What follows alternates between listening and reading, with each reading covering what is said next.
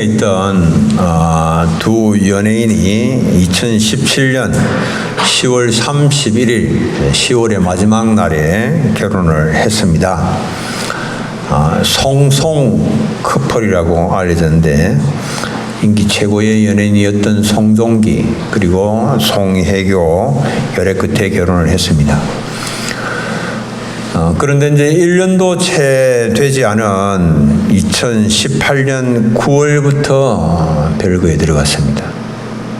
그리고 결혼한 지 19개월 정도 된 시점에 이제 합의 이혼에 이르게 됐습니다. 이혼 사유로는 성격 차이를 들었습니다. 서로 차이를 극복하지 못해서 이혼을 결정을 했습니다. 요즘 결혼한 지 1년 정도 되는 그런 시점, 1년 정도 되는 시점에 이혼을 하는 사람들이 제법 많이 있습니다. 그런 사람들을 보면서 주변의 사람들이 어떤 이야기를 하는고 하면은, 아니다 싶으면은 빨리 이혼하는 게 낫다. 아이가 없을 때 이혼하는 게 더 낫다. 오히려 더 다행이다. 아이가 없을 때 이혼하는 것이 그런 반응들을 보입니다. 소수의 사람들만 아니다.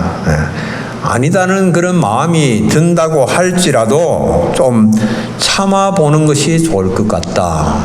라고 반응을 보이는 사람은 아주 극소수의 사람들입니다.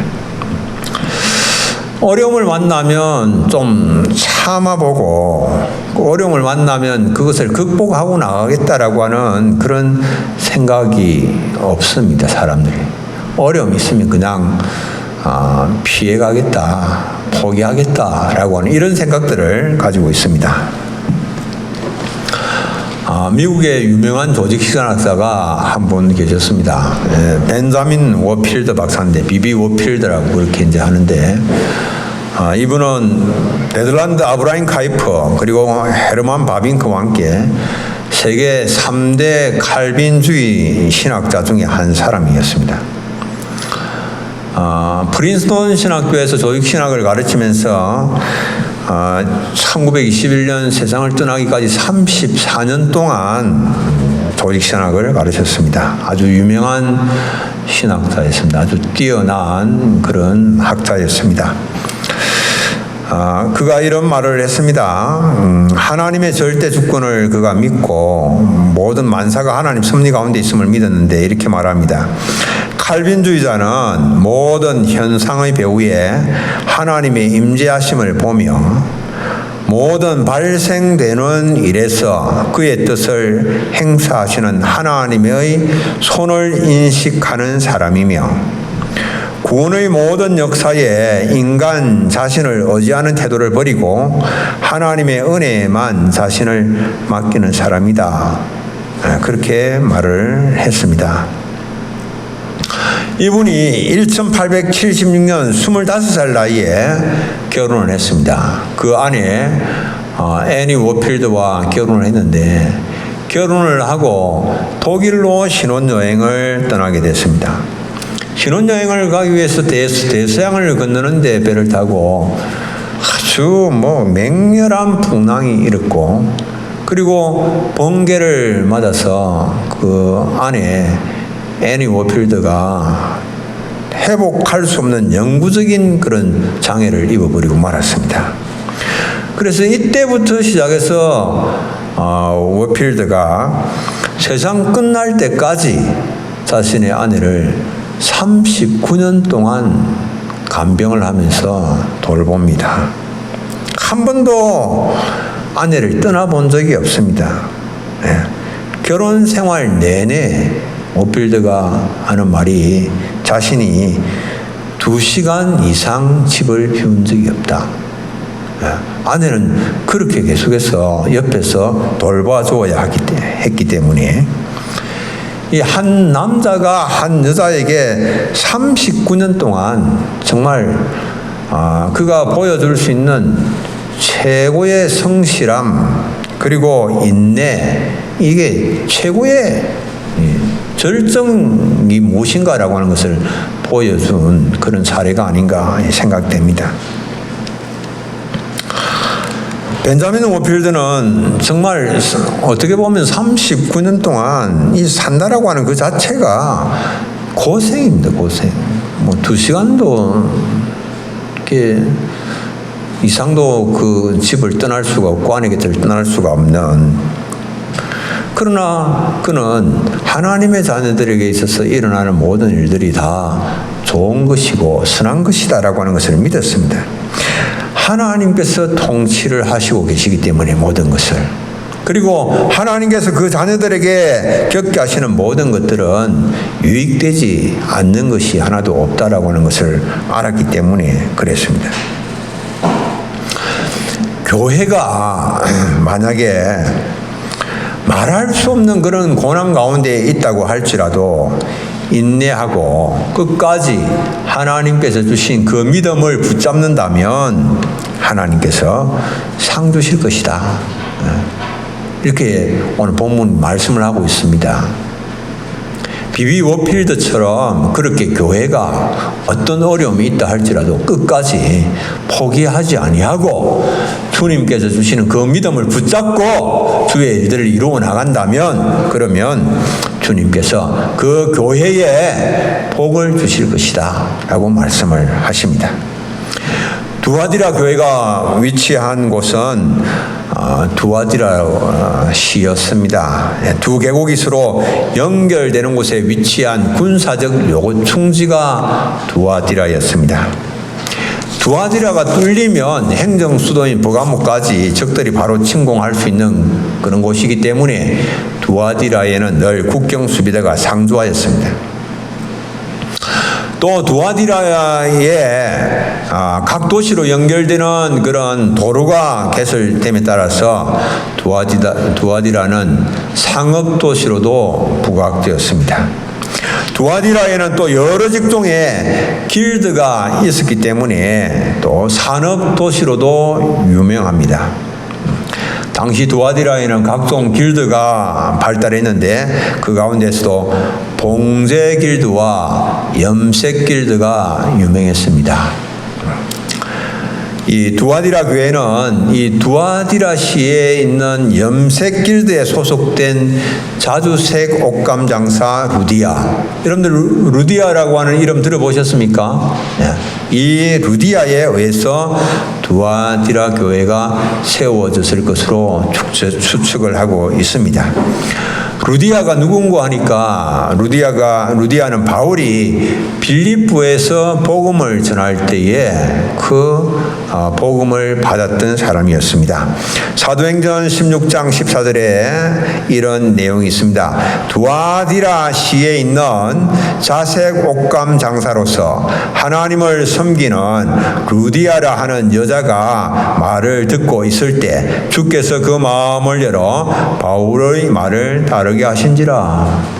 바울이 빌립보에서 복음을 전하는데 이 루디아가 이 두아디라에서 온 이제 옷감 장사한 거예요. 그가 이제 장사로 온 거예요. 그래서 이제 그곳에서 바울이 전하는 복음을 들을 때에 하나님께서 그의 마음을 열어 주셔서 복음을 그 마음에 영접하게 하셨다라고 하는 거죠.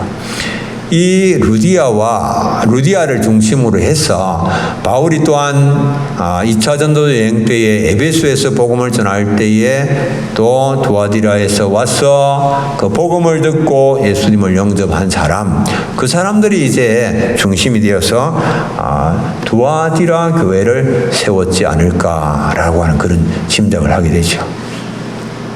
우리 이목구 집사님도 고향이 이제 김천인데 김천에 있을 때에 교회를 그렇게 여러 사람들과 더불어서 함께 세웠다, 개척을 했다라고 하는 그런 이야기를 하셨는데요. 그렇게 이제 믿는 사람들이 함께 힘을 모아서 개척을 하게 된 겁니다.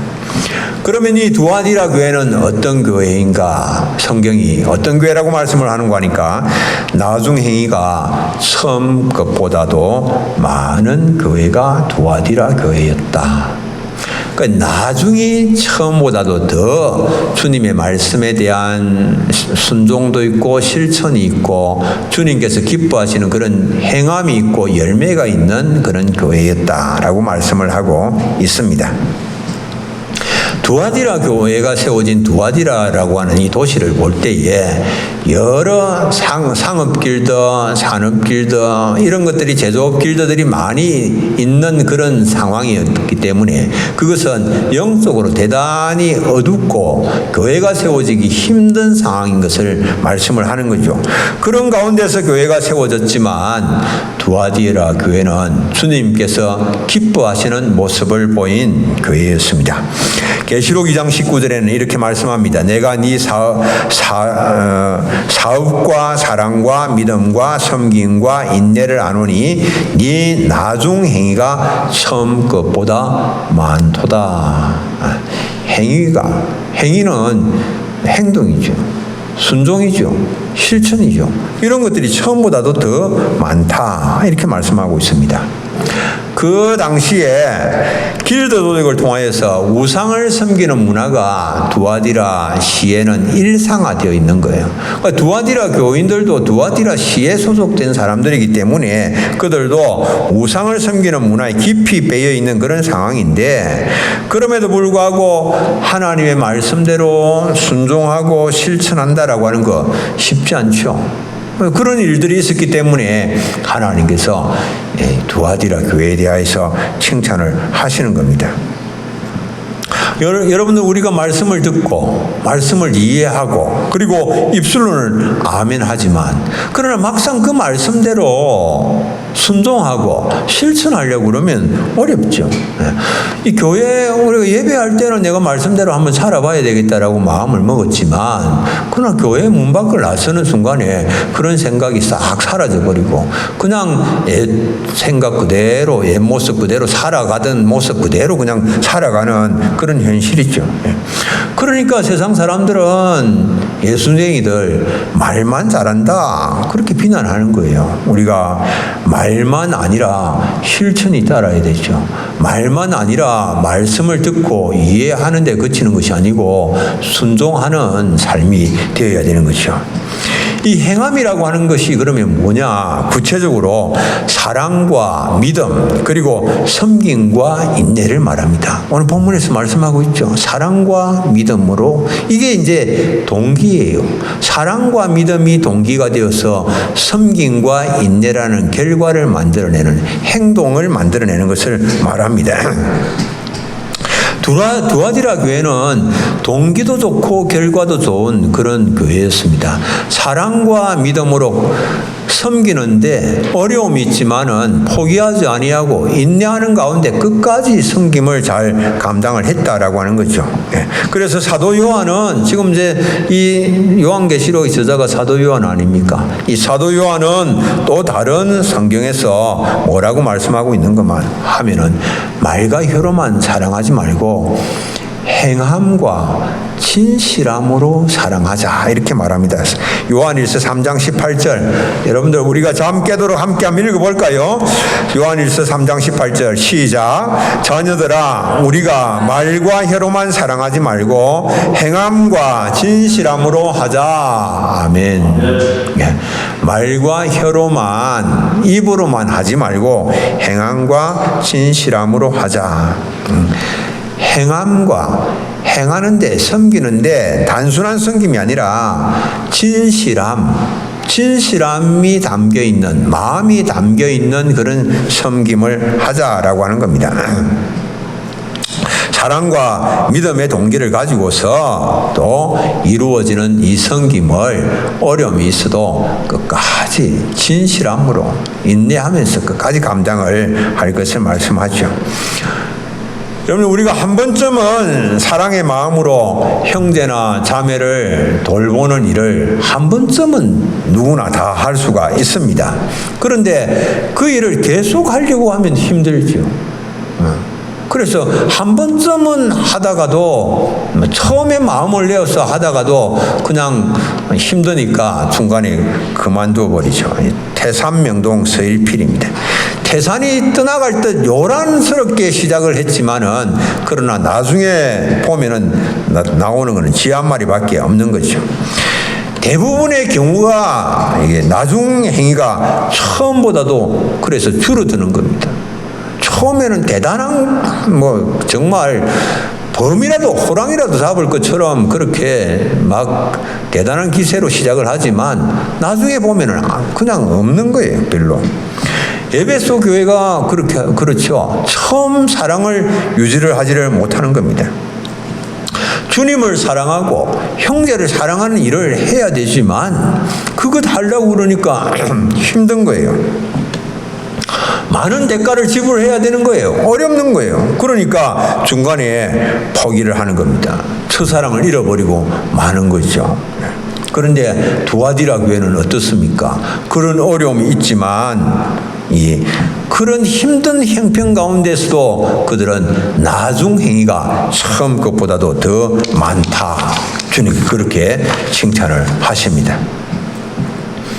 우리가 오늘날 교회를 바라보면서 참 안타까운 마음을 갖게 되는데요. 왜 그렇습니까? 갈수록 시간이 흐를수록 사랑과 믿음과 섬김과 인내가 자꾸만 더 많아져야 되는데 줄어들고 있는 그런 현실이에요. 여러분들 자신은 어떻습니까? 나중 행위가 처음보다 못한 그런 모습으로 인하여서 참 주님께서 염려하시게 되는 일이죠. 나는 사랑과 믿음으로 섬김과 인내의 삶을 살고 있는가 한번 돌아보셔야 됩니다. 사랑과 믿음으로 내가 섬김을 시작을 했지만 돌아오는 것은 아무것도 없다. 돌아오는 것은 그냥 배신밖에 없고, 돌아오는 것은 모함밖에 없고, 돌아오는 것은 거짓 뉴스밖에 없고, 그래서 내가 마음이 상한다. 마음이 위축이 된다. 그래서 내가 첫사랑을 잃어버리고 있다. 여러분들 그런 것이 우리의 현주소 아닙니까? 주님을 생각하면서 잘 이겨내야 됩니다. 사람들이 어떻게 반응을 보인다 할지라도 주님 생각하면서 첫 사랑, 첫 열심, 처음 행위, 처음 것보다 나중이 더 많도록. 우리 주님은 어떤 분이십니까? 히브리서 12장 3절 너희가 피곤하여 낙심하지 않기 위하여 죄인들이 이같이 자기에게 거역한 일을 참으신 일을 생각하라. 우리 주님은 자신을 화목제물로 주시기 위하여서 이 땅에 오셨지만 아무도 영접하는 이가 없었습니다. 오히려 사람들은 뭐라고 했습니까? 예수를 십자가에 못 박으소서. 그를 십자가에 못 박으라고 고래고래 소리 질렀습니다. 예수님은 십자가에 달려서 우리의 모든 죄를 다 담당하시고 십자가에서 피 흘려서 죽으셨습니다. 그러지만은 예수님은 끝까지 그렇게 사람들이 막 거역하고 반역하고 하는 가운데서도 끝까지 십자가의 길 묵묵하게 가신 거죠. 그러니까 우리가 주님을 생각하면서 좀 주의 일을 하다가 어려움을 만난다 할지라도 좀 인내할 줄 알아야 됩니다. 끝까지 참고 견디고 나갈 수가 있어야 됩니다. 두 번째, 이 두아디라 교회가 어떤 교회였는가? 이세벨의 교훈을 용납한 교회였습니다. 이세벨의 교훈은 용납되면 안 되죠. 주님은 우리에게 칭찬만 하시는 분이 아니에요. 불꽃 같은 눈으로 살피시면서 주님은 정확하십니다. 칭찬할 부분들은 칭찬하시고 책망할 부분은 책망하시는 거예요. 두아디라 교회 보니까 칭찬할 부분도 있지만 이세벨의 교훈을 받아들인 그 책망할 부분도 있다라고 말씀을 하십니다.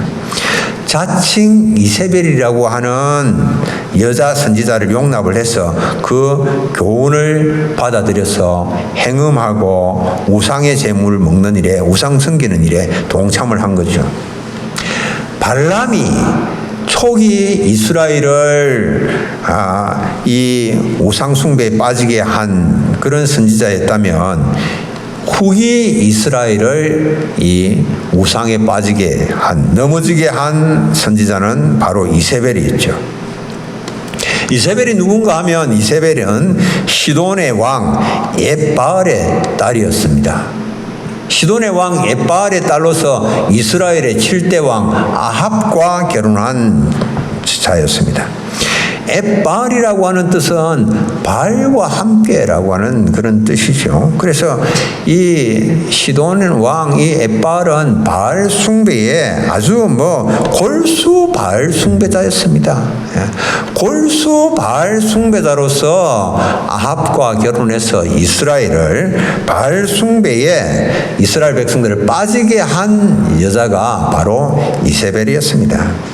그리고 음행과 술수도 행하였던 여자였습니다.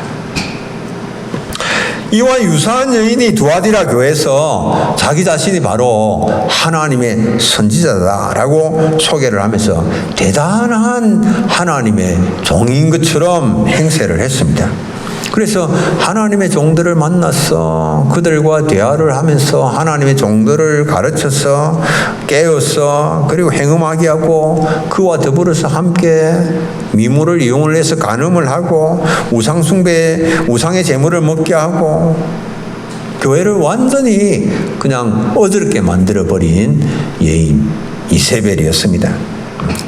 당시 두아디라는 대부분의 두아디라 교인들이 다 길드에 소속이 되어 있었기 때문에 행음하고 우상 제물을 먹고 하는 이런 일들은 거의 일상의 그런 삶 속에 그런 일들이 늘 일어나고 있는, 그래서 이 지금 이세벨이 가르치고 있는 행음과 우상 숭배에 참여하는 이런 일들은 자신들의 일상의 생활과 깊이 연관된 그런 문제였습니다. 길드에 가입하면은, 길드면 오늘날의 협동조합 같은 이런 조합 아닙니까?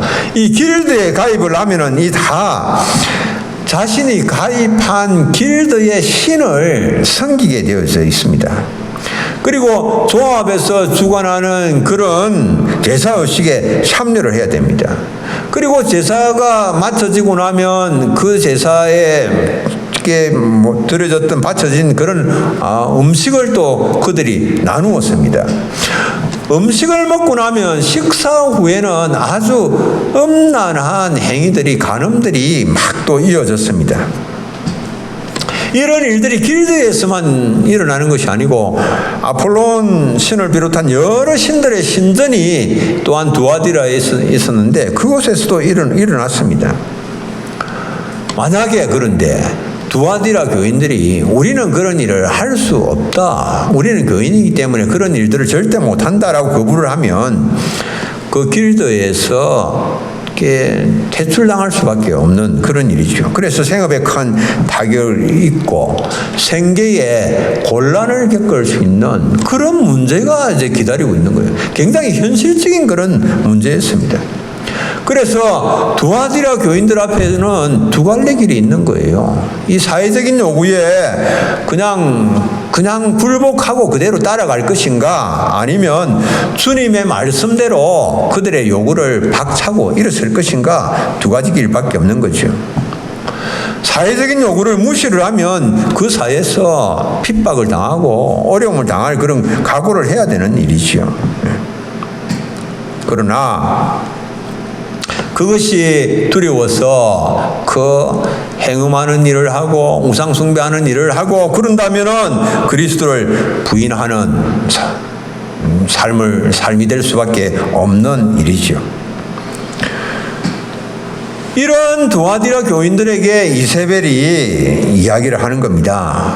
그리스도인들을 향하여서. 이 그리스도인들이 정말 굉장히 힘든 그런 상황에 놓여 있는 거예요. 그러니까 이 두아디라라고 하는 이제 여자 선지자, 자칭 선지자입니다. 예. 그런데 이 선지자가 그런 거 두려워할 필요가 없다. 예. 오히려 사탄을 대적을 하려고 그러면 사탄을 이기기 위해서는 사탄을 알아야 된다. 사탄을 알려고 하면 그 길대에 들어가서 필드에 들어가서 그곳에서 우상숭배도 하고 또 행음도 하고 그래야 그들을 이해할 수 있고 또 그들을 전도도 할 수 있는 그런 일이 아니냐. 죄인들을 구원해내기 위해서는 그런 우상숭배 행음에 참석해서 사탄의 깊은 것을 알아야 된다. 그리고 몸은 우상숭배하고 행음에 참여할지라도 마음만 지키면 되는 일이지 그건 별거 아니다. 그렇게 이제 아주 속이는 거예요. 속이면서 오히려 그래서 다른 그 우상숭배하는 사람들을 전도할 수 있다면 더 좋은 성도가 되는 게 아니냐. 이런 이론을 제시를 한 겁니다. 아주 달콤하죠. 네. 그런데 그 이론은 달콤한 독이 든 그런 사과와 같은 그런 것이었습니다. 영혼을 죽이는 것이죠. 사탄은 이런 달콤한 그런 독약으로 사람들을 유혹하는 겁니다. 그런데 우리 주님께서는 뭐라고 말씀하십니까? 주님은 뭐라고 말씀하실까요? 만약에 너의 손과 발이 너를 죄를 짓게 만든다면 그것을 잘라버리라. 손과 발을 잘라버리라. 잘라버리고 두 손 두 발을 가지고 지옥에 들어가는 것보다 그것을 잘라버리고 비록 장애를 입는다고 할지라도 생명에 들어가는 것이 더 낫다. 주님 그렇게 말씀하시죠. 일제강점기 신사참배 때도 그랬습니다. 사람들이 일부 교회 지도자들은 신사참배 그거 별거 아니야. 신사참배 그거는 그냥 국가 종교식이 아니고 국가 의례야. 그러니까 그냥 그 국가 의례를 하는 거니까 아무 마음에 꺼리낄 일도 없고 참여해도 되는 거야. 그렇게 이야기를 했죠. 그러나 그것은 우상숭배였죠. 하나님 미워하시는 그런 일이었죠. 좀 시간이 흐른 그런 이야기였습니다만은 우리나라에서 일본에 관광 가는 일이 흔하지 않을 때에 일본에 있는 선교사님에게 한국의 교회 지도자들이 이제 일본에 관광을 와서 하는 이야기들이 있는데 그들이 꼭 오면은 목사님 오늘은 우리를 좀 신주쿠로 안내를 해주세요. 일본은 이제 유흥가예요. 일본 유흥가 아주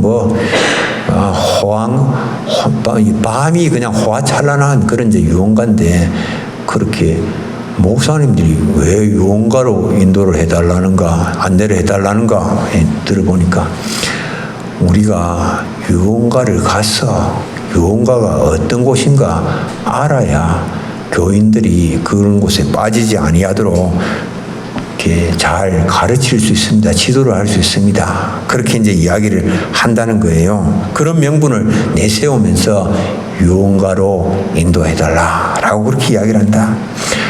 여러분들 그런 것들은 변명입니다. 우리가 그런 데 가면 안 되는 거죠. 주님은 우리 모든 것을 다 알고 계십니다.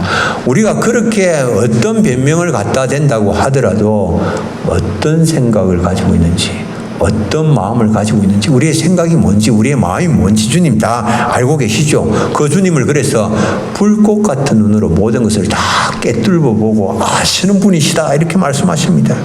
주님은 겉으로 드러나는 행위뿐만 아니라 마음의 생각을 보시고 아시는 분이에요. 두아디라 교회가 처한 상황과 대처하는 그 모든 생각과 마음들을 불꽃 같은 눈으로 다 살펴보시고 아시는 주님이시죠. 그 주님을 결코 속일 수가 없습니다. 내 마음에 감추어진 생각과 동기를 그러므로 계속해서 점검해보고 확인해 봐야 되는 그런 일입니다. 본질은 뭐냐? 본질은 나는 내게 지워지는 십자가를 지고 갈 마음이 있는가 없는가 이게 본질이에요. 본질이 그렇습니다. 나는 내게 지워진 십자가를 질 마음의 준비가 되어 있는가라고 하는 겁니다. 십자가 없는 영광만을 바라는 사람들은 어떤 사람인가 하면 달콤한 독이 든 사과를 원하는 것과 마찬가지죠. 음란한 이세벨에게 자신의 영혼을 내어 맡기는 것과 같은 겁니다. 십자가 없는 영광, 나는 영광만 취하겠다. 나는 십자가는 결단코 나는 그거는 피해가겠다. 여러분들, 이세벨에게 자신의 영혼을 내어 맡기는 것과 같습니다. 내 몫에 태인 십자가 내가 지고 주님 가신 그 길 바라보고 가야만 하는 겁니다. 이게 본질입니다, 여러분들. 십자가 안 지고 신앙생활 하겠다. 십자가 안 지고 주님을 따르겠다. 그럴 수가 없다는 거예요.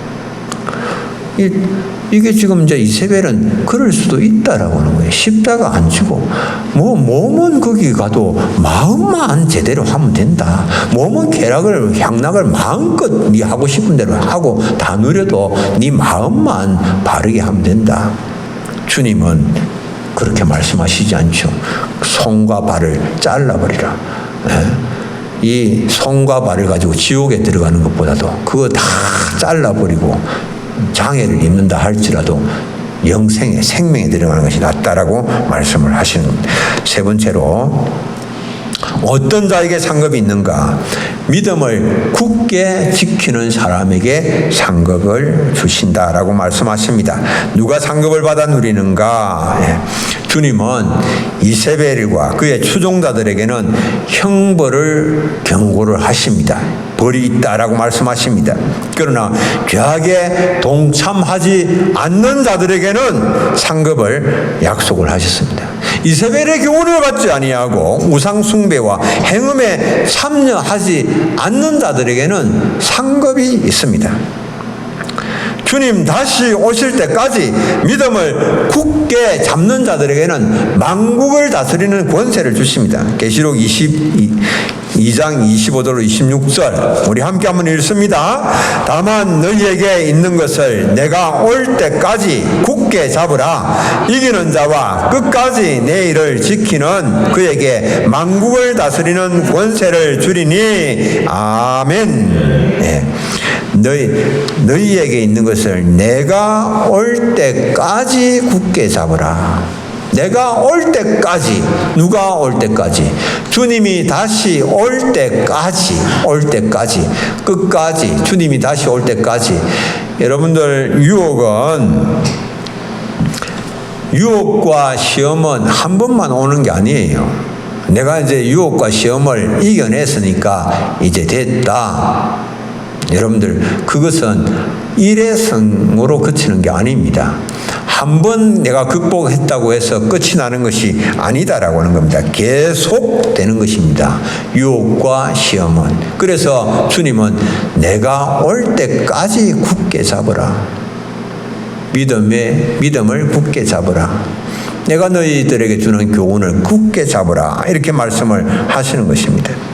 주님이 다시 오시는 날까지 붙들어야만 하는 겁니다. 여러분들, 우리가 여호와냐 바알이냐 양당간에 무엇을 잡을 것인가 계속해서 우리에게 들어오는 거예요. 우리 앞에 우리가 두 가지 가운데서 택해야 되는 것입니다. 그리스도냐 시저냐. 그리스도를 숭배께 예배할 경배할 것이냐, 황제를 숭배할 것이냐. 이 초대교회, 이 소아시아 일곱교회 그들 앞에 계속해서 황제 숭배를 할 것이냐, 아니면 그리스도에게 자신을 온전히 드릴 것이냐, 그들 앞에 이렇게 양자택일을 해야 되는 것이 놓였죠. 현대인들에게는 사랑이냐 그리스도냐, 돈이냐 그리스도냐, 권력이냐 그리스도냐, 명예냐 그리스도냐, 이 사이에서 사람들이 자꾸만 왔다 갔다 하면 흔들립니다. 여러분들, 흔들리면 안 됩니다. 끝까지 흔들리지 아니하고 주님을 붙잡고 주님 가신 그 길을 바라보면서 그 길을 가야 신앙이 마침내 완성이 되는 것이죠. 끝까지 그리스도를 붙잡기 위해서는 필요한 게 있습니다. 뭡니까? 인내가 필요합니다. 인내가. 어려움은 우리가 세상 마지막 날까지 어려움은 우리 앞에 계속해서 닥칠 것인데 인내가 필요하죠. 끝까지 인내하는 사람에게만 주님께서 상급을 누리게 하시는 겁니다. 야고보서 5장 7절로 8절 그러므로 형제들아 주께서 강림하시기까지 길이 참으라. 보라 농부가 땅에서 나는 귀한 열매를 바라고 길이 참아 이른 비와 늦은 비를 기다리나니 너희도 길이 참고 마음을 굳건하게 하라. 주의 강림이 가까우니라. 길이 참아서 마음을 굳게 하고 그 주님의 이 믿음을 붙잡고 나가야 된다라고 말씀합니다. 감당하기 힘든 어려운 환경이 있을지라도 인내하면서 기다리면서 기다린 자에게 상급이 주어지는 거죠. 하나님의 상급을 받아 누리기 위해서는 오기가 있어야 됩니다. 오기라고 하니까 뭘 말하는가 싶죠. 오기가 뭡니까? 하나님의 약속을 기억하고 기대하고 기도하고 기다리면 기적이 일어난다는 겁니다. 하나님의 약속 기억해야 됩니다. 기대해야 됩니다. 기도해야 됩니다. 그리고 기다려야 됩니다. 그럴 때에 기적이 일어나는 겁니다. 먼저 우리는 하나님의 약속을 기억을 해야 됩니다. 하나님께서 내게 주신 비전을 기억을 해야 됩니다. 그거 다 잊어버리면 안 됩니다. 망각하면 안 됩니다. 어려움이 있다고 포기해버리면 안 됩니다. 하나님께서 내게 주신 그 약속, 그 비전 기억해야 됩니다. 그리고 이 역전에 하나님께서 반드시 반전을 이루신다. 지금 현재 내가 어려움 가운데 처해 있지만 나는 부족하고 연약하지만 그러나 전능하신 하나님께서 나를 들어 사용을 하셔서 강한 자를 부끄럽게 하시면서 마침내 성립케 하실 것이다. 기대를 해야 되는 겁니다. 반전을 꿈꿔야 됩니다. 하나님께서 이것을 그냥 돌려놓으실 것이다 라고 하는 겁니다. 역전을 기대해야 됩니다. 이것이 우리의 힘이죠. 하나님께서 그냥 뒤로 돌아가 하시면 역전의 역사가 일어난다라고 하는 겁니다. 그리고 기도하고 기다리면 하나님의 기적이 반드시 일어나는 겁니다. 영적 전쟁에서 승리하기 위해서는 전략이 있어야 됩니다. 여러분들 전략이 없이는 승리할 수가 없습니다. 그러므로 하나님의 지혜를 구해야 됩니다. 하나님 우리가 영적 전쟁에서 승리할 수 있도록 지혜를 주십시오. 잠언 24장 6절 이런 말씀이 있어요. 너는 전략으로 싸우라. 승리는 지략이 많음에 있느니라. 전략으로 싸워야 되는 거예요. 영적 싸움도 전략이 있어야 되는 거예요. 지혜를 가지고 인내하면서 싸워야 영적 전투에 승리할 수 있고 하나님께서 약속하신 그런 상급을 받아 누릴 수가 있는 겁니다. 당나귀가 빈 우물에 빠졌습니다. 농부가 슬프게 울부짖는 당나귀를 구하려고 했는데 구해낼 길이 없습니다. 마침 이제 당나귀도 늙었고 우물도 별 쓸모가 없어서 파묻으려고 했던 터라서 그래서 주위 사람들을 불러 모았습니다. 사람들이 삽을 들고 왔습니다. 그래서 삽을 들고는 흙을 우물에다가 이렇게 퍼넣었습니다. 우물을 베어 가는데 흙이 떨어지니까 우물에 빠진 당나귀가 막 울부짖습니다. 근데 조금 지나니까 그냥 잠잠해졌습니다. 이 사람들이 무슨 일인가 싶어서 이제 우물을 들여다보니까 깜짝 놀랐습니다. 당나귀가 위에서 떨어지는 흙더미를 들고서 바닥에 떨어뜨리고 발밑으로 흙이 쌓이게 하면서 그 위로 뚝뚝 이제 올라가는 거예요. 그리고 마침내 이제 흙더미를 타고 점점 높이 올라와서 그래서 그 우물에서 벗어날 수가 있었다라고 하는 겁니다. 여러분들 우리가 살아가면서 평생에 공경의 우물에 빠질 수가 있습니다. 믿었던 사람이 등을 돌리는 그런 경우도 있습니다. 아무도 내게 손을 내밀지 않는 그런 경우도 있습니다. 그리고 이 환경의 흙더미가 산처럼 되어서 나를 그냥 덮치는 그런 일들이 일어나기도 합니다. 여러분들 그럴 때에 우리가 지혜의 마음이 있어야 됩니다. 그럴 때에 우리가 두려워하면 안 됩니다. 용기를 가져야 됩니다. 인내하는 마음이 있어야 되는 겁니다. 그러면 그 어려움을 극복할 뿐만 아니라 오히려 더 높은 단계로 나아갈 수 있는, 발전할 수 있는 그런 발판으로 그 어려움을 삼을 수가 있다라고 하는 겁니다. 주님은 우리에게 어려움이 있다고 할지라도 끝까지 그 어려움 가운데서 포기하지 말고 끝까지 그 주님 우리에게 주신 믿음을 붙잡고 나가면 약속을 하셨습니다. 만국을 다스리는 권세를 주시고 새벽별을 주시겠다. 새벽별이 가장 빛나죠. 그 빛나는 하나님의 영광, 승리자의 영광에 참여하게 하시겠다라고 말씀을 하셨습니다. 이러한 복을 누리시는 우리 사랑하는 성도님들이 다 되시기를 바랍니다. 우리 찬송을 한 장 부르겠습니다. 336장